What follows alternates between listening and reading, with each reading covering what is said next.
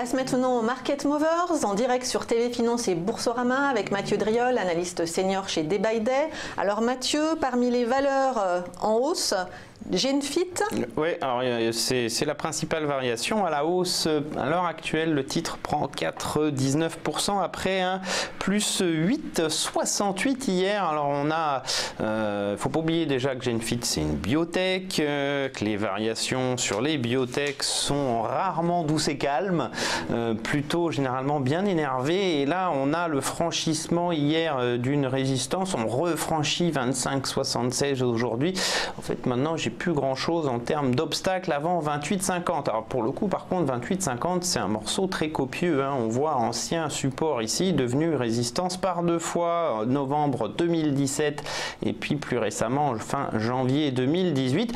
Ça n'est techniquement que le débordement de ce niveau qui améliorerait les perspectives. Alors à très court terme, on est effectivement sur un rush. Est-ce que c'est on va dire un rachat de short ou un mouvement unilatéral très violent mais sans lendemain? Ça pour l'instant c'est compliqué parce qu'il est difficile de caractériser ce mouvement là comme étant une tendance très saccadée, des retours profonds.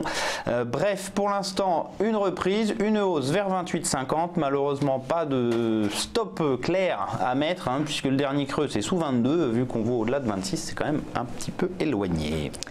Alors parmi les valeurs en baisse, Iliad qui a publié ce matin un résultat net annuel stable à 405 millions d'euros. Oui, alors la stabilité ne plaît pas, en tout cas pour l'instant, moins 4,06 pour le titre avec un gap baissier. Alors Iliad, c'est quand même un parcours assez compliqué. Alors on voit, on est dans un très large range à moyen terme, on va dire entre... C'est la maison mère de Free. Oui, entre 235 ici en borne haute et puis la zone des 166 en borne basse. On a fait la borne haute, donc techniquement parlant, on est censé retourner sur le bas de l'intervalle.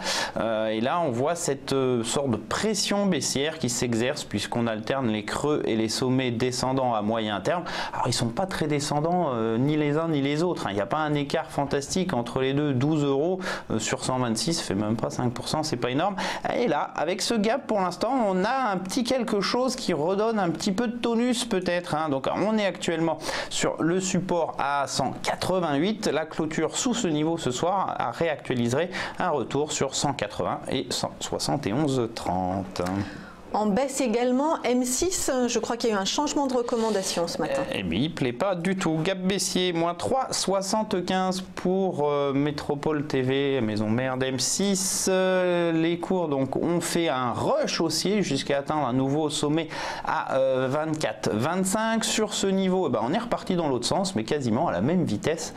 Ça peut très bien former un sommet en V. Pourquoi en V? Parce qu'on dessine un V, puisque l'objectif c'est de retourner sur le point de départ, c'est-à-dire la zone de support entre 20,40 et 20,10. Le gap baissier de ce matin conforte d'une certaine façon cette lecture corrective très violente. On a eu un gap, un premier, un deuxième, et puis on doit avoir un troisième qui devrait se situer aux alentours des 20,10. Donc attention à ce gap qui peut provoquer une poursuite de la vive correction, en tout cas tant qu'il ne sera pas comblé. Et dernière valeur en baisse, Veolia Environnement. Le Qatar a annoncé ce matin qu'il allait vendre la totalité de sa participation dans le capital de Veolia, 4,6% du capital. Gap baissier, là aussi, moins 2,71. Alors pour l'instant, le titre est sauf, hein, d'une certaine façon. Pourquoi? Parce qu'on avait une belle dynamique haussière jusqu'à la réalisation de ce sommet au-delà des 22.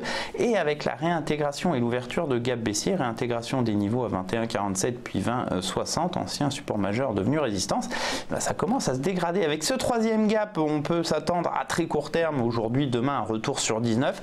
La rupture de 19, par contre, attention, hein, c'est un test, vous voyez, c'est 3 tests, hein, 21 septembre, plus récemment le 6 février et puis plus récemment le 5 mars. La rupture en clôture de ce niveau dégraderait considérablement la tendance, puisqu'elle retournerait cette tendance ici, hein, entamée le 1er mars, avec un risque de retour sur 17,26. Donc attention si on accélère après ce gap. Alors vous voyez, c'est quand même assez similaire à ce qu'on avait fait ici début janvier, à savoir une bougie noire avec une mèche haute, un gap, gap, une bougie noire, une mèche haute, un gap. Puis derrière, on avait fait 3-4 séances de baisse. Donc attention, on pourrait très bien être en face d'un long retournement de moyen terme avec une accélération à court terme. En tout cas, sous 19, c'est quelque chose qui est possible. Merci beaucoup Mathieu Driol, analyste senior chez Day by Day.